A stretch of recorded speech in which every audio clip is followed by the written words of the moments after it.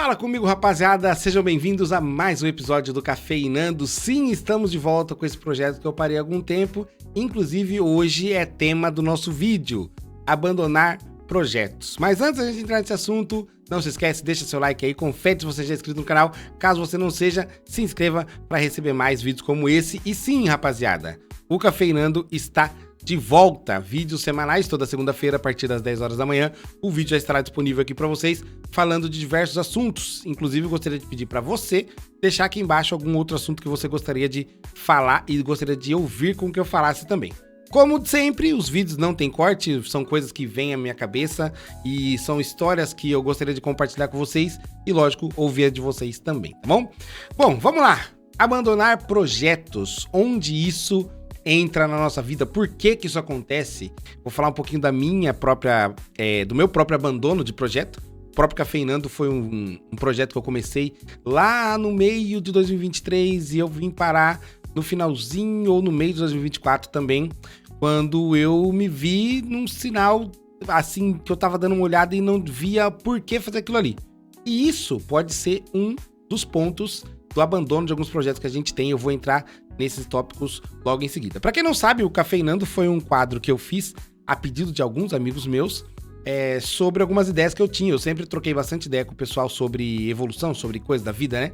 E eles sempre gostaram de ouvir. Falaram, por que você não leva isso pro seu canal? Eu mesmo gosto de falar bastante, né? Vocês já repararam.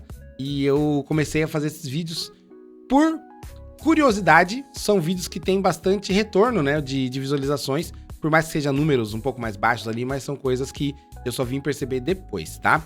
E por que que a gente faz isso de abandonar alguns projetos, né? Eu fiz aqui uma pequena lista, não se espante se eu colar, porque são alguns pontos que eu anotei para eu não perder a linha de raciocínio. E o primeiro foi a falta de propósito, que foi o que aconteceu comigo. No caso do Cafeinando, eu não via mais o porquê fazer aquilo ali. Eu me sentia falando e não sendo ouvido, ou falando e não tendo nenhum tipo de retorno, né? Começar sem saber o que a gente quer levar, né? E isso foi um dos pontos que me fez parar, seguido de expectativa irreal que eu tinha sobre o quadro. Eu tinha uma expectativa de que viria números que as pessoas iriam curtir bastante, e eu esqueci que era um projeto que estava nascendo, né? Eu só fiz 9 episódios, então não tem como a gente ter essa intimidade com poucos episódios, né? E eu acabei falando de alguns temas também que talvez não seja muito legal de falar, né? Outro ponto bem importante também é a falta de organização. Vamos lá. Hoje eu tenho uma agenda um pouco mais organizada do que eu tinha antigamente. Os vídeos saíam às 10 da manhã, mas eu tinha a semana inteira para gravar eles e às vezes eu queria gravar na segunda-feira de manhã.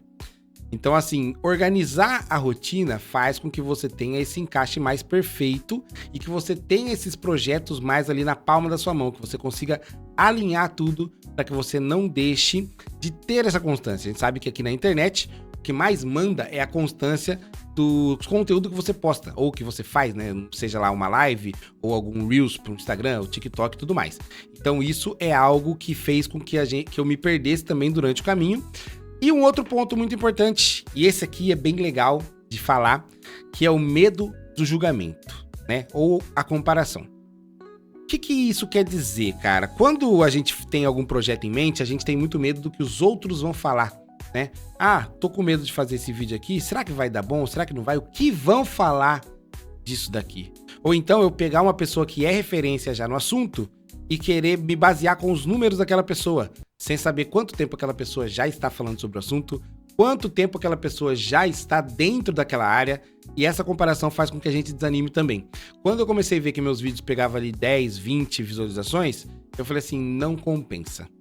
Porém, eu esqueci de um ponto muito importante, né?